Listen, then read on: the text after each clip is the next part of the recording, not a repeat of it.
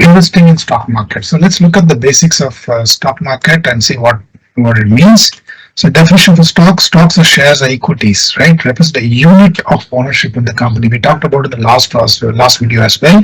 Whenever you buy a stock, you're buying a piece of ownership, and that piece can be one or above. If it's US market, it can be in fractions as well. Okay, so then stocks are bought and sold in the stock exchange, obviously, and the price are determined by the supply and demand. Now, whenever there is a volume, and most of the investors and traders look for volumes in stock, and then only they know that there'll be price movement of, and there'll be a lot of action in the particular stock. Okay.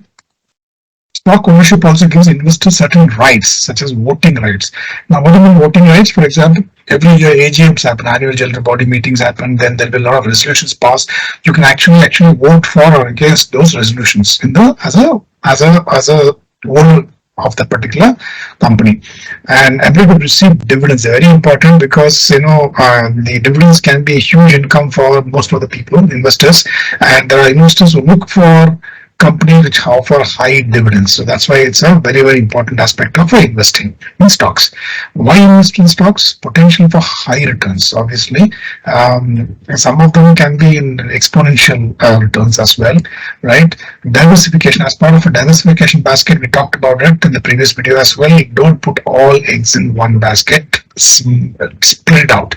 Some in cash in hand, some in FDs, some in mutual funds, and some in stocks. So that's the way you need to. So stock is one of the baskets. Okay. And then we talked about ownership in a company, which we covered just now. Liquidity, highly liquid compared to a property liquidation. Property, if you want to sell, it will take a lot of time. Whereas stock, if you sell it today, day after tomorrow, 2 days down the line, your money is in the bank. Right? Inflation hedge, as a saying goes, that high returns, obviously. So if you have a good portfolio with good stocks, you can be rest assured that whatever returns you're going to get will be at least 10 to 12% minimum, right? Now minimum. So which is obviously way above the inflation rate, about 7 to 7.5%. Okay. Types of stocks, you have the blue chip stocks. They are large, well established, with proven track record, consistent earning and revenue growth. So these are all big companies, been there for a long time, operating in India and abroad, right? And they have good management as such. They have very good management, and they have a past track record which proves that they are trustable, right? And their market capitalization is beyond more than 20,000 plus crores, and so on. Okay, so some of the examples are Asian Paints and Maruti and Hindustan Unilever and ATCs and so on. So different companies. Then you have the mid caps. These are between 5,000 to 20,000 crores. They are less small and less established than the blue chip, but they have potential for higher growth and returns. Now, typically mid caps actually are in between, so they catch also the positives and negatives, okay, more in terms of volatility, whereas the blue chip stocks are less volatile, okay, compared to mid caps. Small caps is the other one, which is smaller companies, new companies establishing themselves right now, and they have significant growth potential and higher returns. At the same time, they're extremely volatile. You can actually burn your fingers if you're not very careful. At the same time, you can have huge returns as well. Okay, so that's small cap. So depending upon this, we covered in the last video, depending upon your risk appetite, you can divide your money into these three baskets proportionately. For example, if your risk covers, maybe most of it can go into large cap, then some of mid cap, and then very less amount in small cap. And if you're a young investor and you have the risk appetite, more risk appetite, then you can do a reverse. Okay, so that's the thing.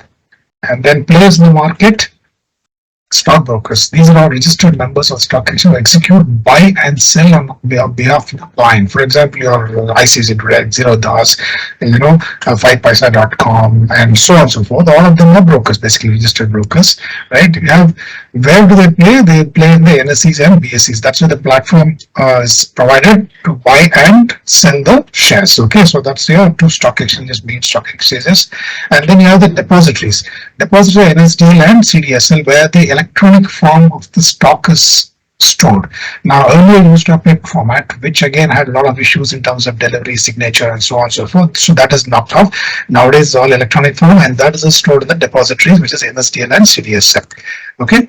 Then you have the regulators. Obviously, you need to have somebody to overlook the entire operations of stock market. If not, we'll have those scams we had earlier, like Harshad Mehta scam and so on. So you have the SEBI, who is a prime regulator for the stock market. So they look at in terms of what's happening in the market, how the fluctuations are, and then in case there's a fluctuation which is beyond a particular limit, that's called a circuit breaker. So the market itself is shut down for some time or for the entire day, depending upon the volatility of the market. So all these controlling actions are done by the SEBI. Okay. Then you have the investors like you and me, obviously, they're all retail investors. Then you also have institutional investors. For example, you have the DFIIs and the DIIs, and you have high net individuals, you have net worth individuals, mutual fund houses, and so on, who buy bulk and sell in bulk, right? So these are different types of investors who play in the market. So if you look at it, these are all the players in the market. Okay, so you have the stockbrokers, the stock exchange, depositories, regulators, and investors. Now, when it comes to buying a stock, obviously you'll have to do some homework. So that is the analysis. So you do analysis. There are two types: fundamental and technical. And fundamental, what we do is this particular video will talk only about this one, fundamental analysis today. Whereas the upcoming video, next video, will be talking about the technical analysis. Now the difference between these two is in fundamental, you can look at the intrinsic value or underlying value of the stock, right? So what you do is you look at the financial aspects of the stock, the economic factors, right? You also look at the industry trends in where this particular company is operating, and then the economic indicators like government policies and so on and so forth, and also the competitive position, how competitive this particular company is vis-a-vis the other competitors, how many competitors are there, and so on. And then the last but not the least, the management, which is very, very important in any company, and the ethical management practices really provide a lot of trust to the investors, and automatically that will drive the price of that particular stock. When it comes to technical analysis, as the name suggests, we talk about statistics. So here we look at the past data, then we look at the trends, we look at the patterns which are developing. Based on that, then there are models around which they predict the future price of the stock, and then the people buy and sell and so on. Okay, so we have experts in the market who are fundamental experts, analysis experts, and then you have technical analysis experts. Now, when you as an investor or a long-term investor, then what will you require? You require fundamental or technical? I would say probably mostly you will look at the fundamental analysis, because you're a long-term investor. You're not looking at the day-to-day or every second action of the particular stock. Whereas somebody who's a swing trader or a day-to-day trader, and day traders they're called as. Now these people, what they do in the market, they come in the morning at 9 o'clock and then till 3:30, for especially in Indian scenario, they are literally playing every minute, every second now, and then see what the patterns are developing of the particular stock, and then they buy, sell, and so on. So they need this kind of data. So they are called they need the technical analysis more than the fundamental analysis. Okay, so depending upon whether you're long term or short term, you can choose. Now, in the fundamental analysis, what we do is we look at some of the common ratios. So here we are looking at some of the ratios like price to earning ratio, very, very common one. Now here basically it tells you the ratio measures the price of the stock compared to its earnings. So now, for example, if I say that I've been something as 20 to 25 is a good number or ratio. So every stock has got this value displayed in the website, which we're going to check it out. So now this ratio, anything ratio in this ratio is a fairly valued one to go and look into and probably pick up. Okay, so suppose if the price is if the ratio is above 20-25, then obviously you feel that maybe the stock is particularly overvalued. Okay, so this is a very, very important ratio which you need to look at. Then the next one is the price to book ratio. Now every stock has got a value given in the company's books. Okay, now for example, let's say company A has got a value as 100. Now the market price of the particular stock can be way above that, right? It could be 1,000, right? 1,000, right? Now that means it's definitely overvalued in the term, but it could be because the company is good and then there are a lot of traction which is happening, which is fine. But then you as a buyer, you will think whether it's worth to go and buy that expensive stock, or should I wait for it to come down and then probably buy it, right? Because if the book value is 100 and then your market price is 1,000 already, so it's almost 10 times the value, right? So you want to think whether it's really worth it or not, or probably wait for it to come down and then pick up. So that's called value investing. Yeah. So in this case, the ratio I've given is less than equal to 3, but typically the ratio less than equal to 2 is what you need to look for. Okay. Return on equity is nothing but again company profitability by calculating the amount of profit generated for every rupee of shareholder equity. So suppose if I have it's an expressed in terms of percentage, so if I say ROE percentage is 10%, that means if I say I have 10%, and then example in the case is suppose if I have an equity of 100 and then this ROE, I mean the company is generating 10 rupees as the profit, okay, return on that particular equity, right? So when I say 10 ROE percentage is 10%, that means, for example, assuming the equity is 100, then 10 rupees is the return on the particular equity. So that's it. More higher the ROE percentage is better for us. That means that much profitability is being generated out of that equity. Okay, so that's return of equity, ROE, right? Then you have the debt to equity ratio, which is D by E ratio. This basically is a very important one because it tells you whether the company is actually debt laden or debt free, and so on. So anything less than 1 is obviously very good. If it's more than 1, probably up to 1.5 to 2 is okay. Anything beyond that, it means it's heavily debt laden company. So it's better to avoid or probably wait for it to come down, because high DE ratio says the companies rely heavily on debt to finance this operation, which is not good at all, right? Do you agree? Yeah. So that's what it means. And then you have some more ratios like current ratio. This basically tells you in terms of short-term debts, let's say less than 1 year expenses, can you pay it or you have problems? So it's basically on the assets and liabilities, ratio of assets to liabilities. So the more the assets is better for you, right? Cash in hand also is an asset, right? So dividend yield is another very, very important thing which people look at, how much is being paid. So suppose if I say 10% dividend is paid by the company, that means, for example, if the stock price is 100, then 10 rupees is being paid as dividend, which is very good, right? So that's something which we look for. And then, as I said, a lot of investors actually look for dividend yield, high dividend yield companies.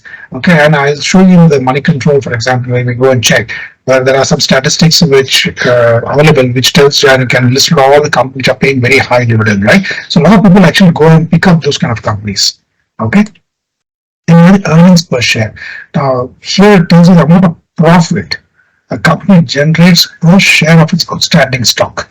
So high EPS means if it's EPS higher, the EPS obviously is better for you to go and pick up the particular company. So here are some of the common ratios what we look for when you're doing a fundamental analysis of a particular stock. Now, where do you see all these things? There are multiple resources available. For example, we will check out moneycontrol.com, screener.in, and then tickertape.in is one more, and there are many more. Like you have websites of NSE and BSE itself where you can get all this data being published, which you can see and then pick up the companies. So in this particular video, we'll talk about money control and screener.in. Okay, so let's go and check it out. So let me open our website. Moneycontrol.com. So if I go here,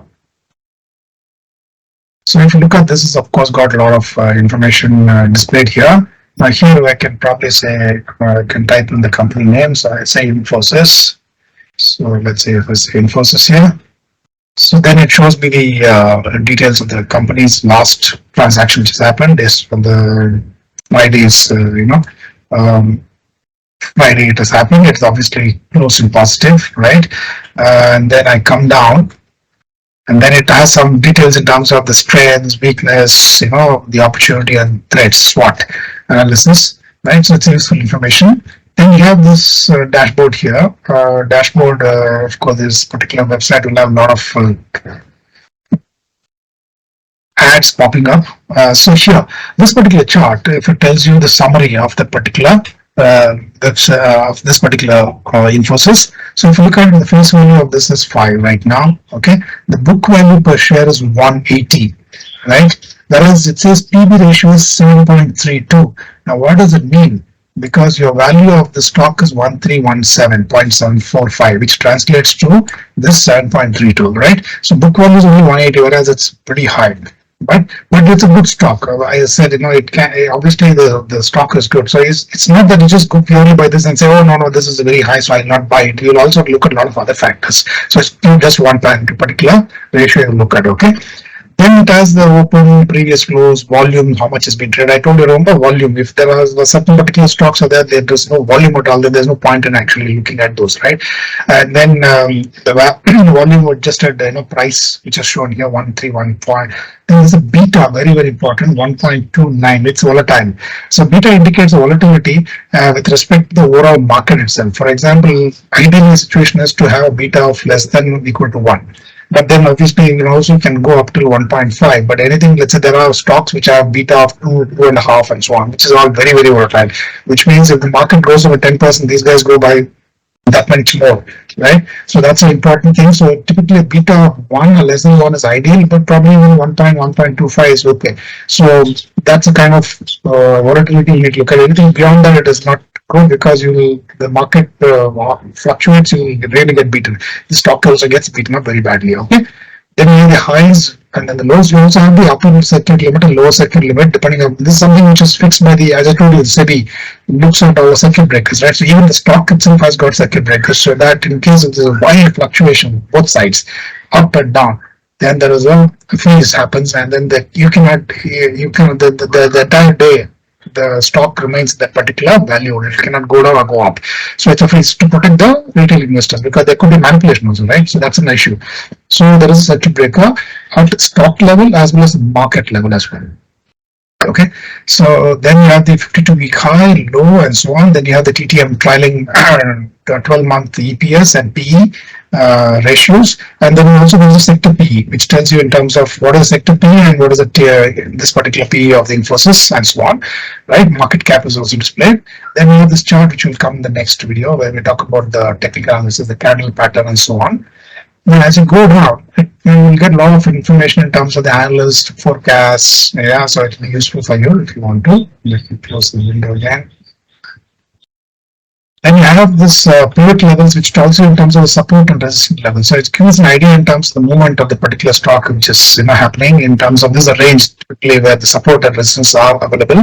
And then there is something called moving averages on the right hand side, which tells you, this is very useful from the technical analysis point of view. Typically, some 50 and 20 DMAs are, they're called daily moving averages values, used to plot the chart and then see how the stocks is performing, and then based on that, the buying and decision or selling decision is made. Okay, so we'll come to this in the next video.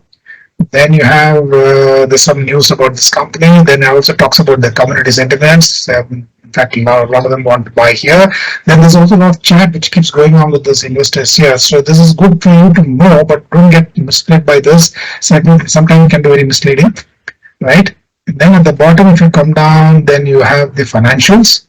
So if you look at the revenue, it talks about year on year. Then you have the net profit, right? So then if you click on the EPS, it shows you EPS was progressing. So as long as it's improving, it's very good. Book value per share, right? The ROE, which we talked about, debt to equity, which we talked about, right? So this is all very, very important. Then you have the income statement. If you go in, it talks about the sales, other income, profit, and so on, right? So balance sheet, it shows you the balance sheet, right? Cash flows. Then you also have the ratios. Yeah. So EPS ratio, diluted EPS. So different ratios are there. So you will have to look at this. The information is there all over the place. You'll have to collect all this, and then you will have to analyze and then take a call whether this particular company. And again, don't go by just one parameter. It's a combination of parameters we need to look for. Okay. Then there is a promoter holding information, which shows you this is a good indication to see what's happening, because sometimes the promoter share goes up or goes down. Then that kind of gives an indication of what's happening in the company, and if the promoter is just offloading everything and trying to exit out. So these are all indications which you need to look for. Okay. Then you also have peer comparisons. Similar companies against different parameters, so you get a bird's eye view in terms of how this company is performing vis-a-vis the other companies, right? Now I told you that a lot of people invest based on dividends itself. So there are a lot of statistics available.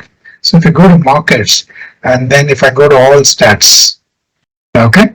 So in all stats, if you look at here, there are a whole lot of statistics given to you. You just have to go and pick out what you want and then do an analysis. For example, if I go here, top dividend yields, PSC, NSE.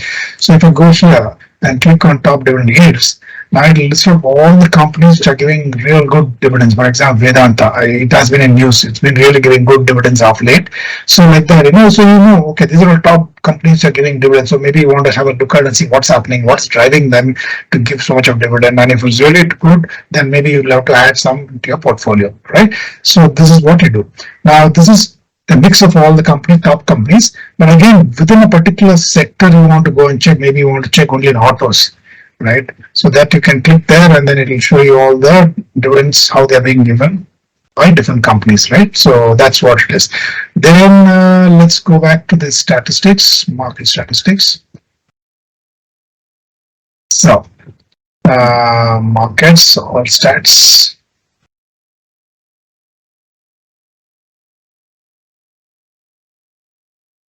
markets, all stats. It has information about IPOs and everything. I mean, so this is a very nice website, moneycontrol.com, where you can get a lot of information.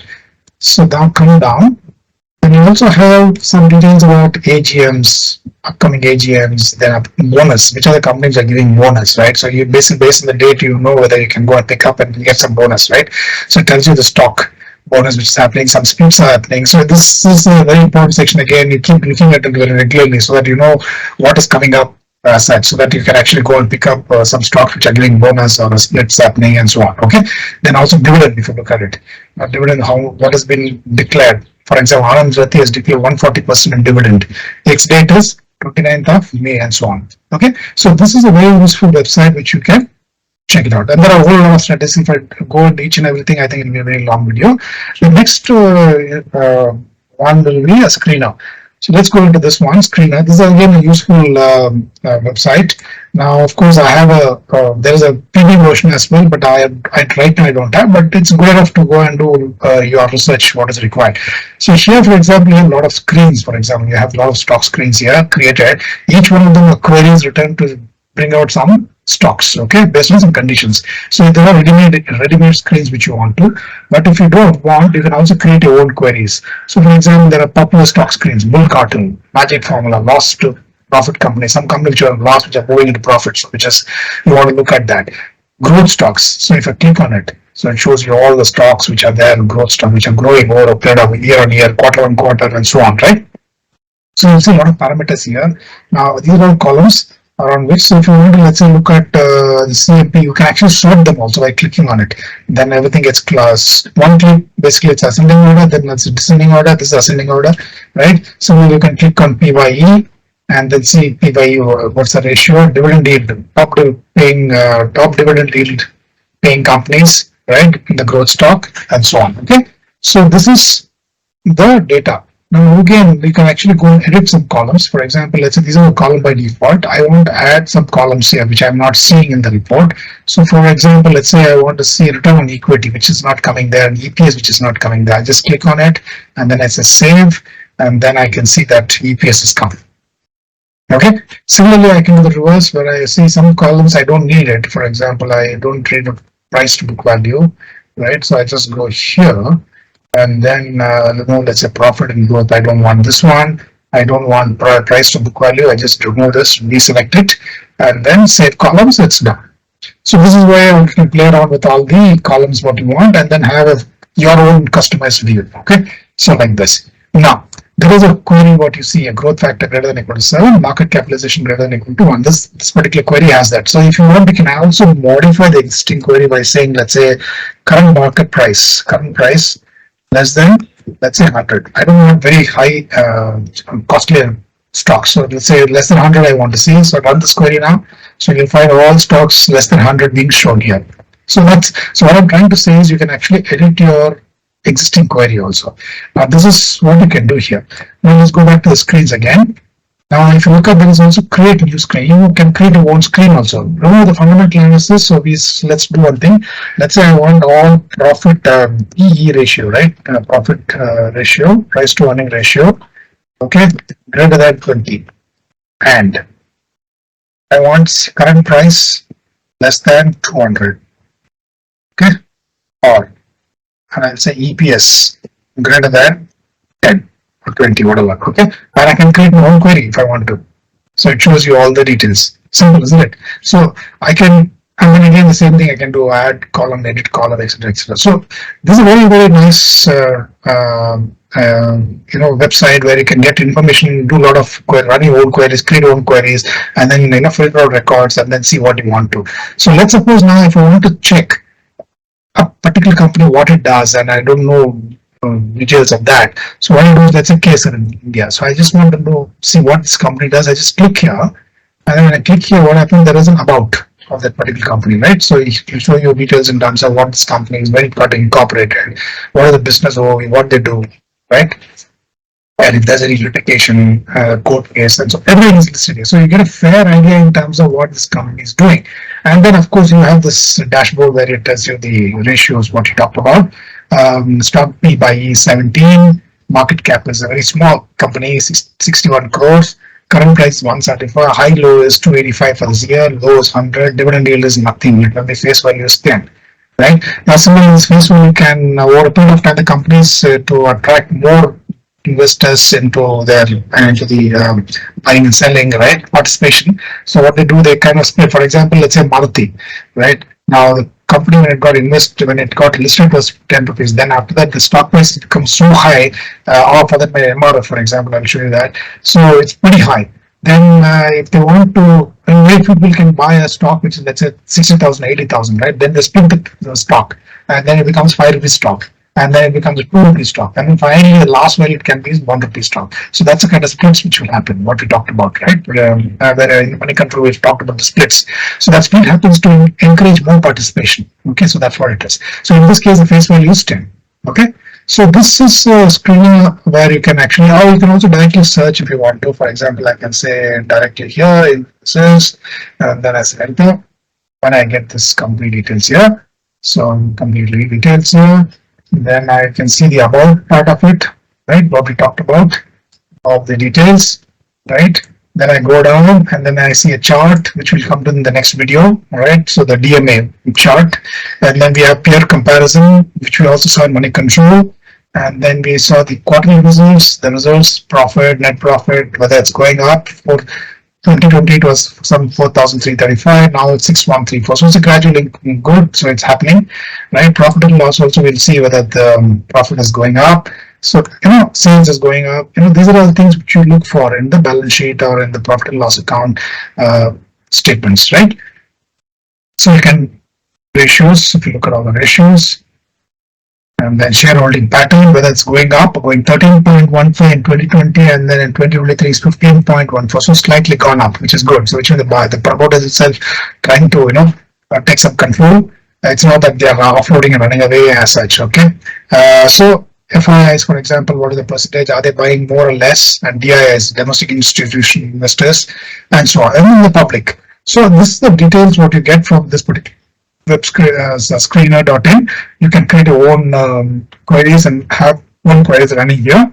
Similarly, you also have a paid version where you have much more facilities in terms of how many stocks you can, how many stocks you can actually look at, download, save, and so on and so forth. Whereas in not paid version, you might have a limitation in terms of, let's say, 100 stocks. Whereas if it's a paid one, you'll have unlimited and so on. That's the only difference. Otherwise, basic analysis you can do using this particular tool. Okay.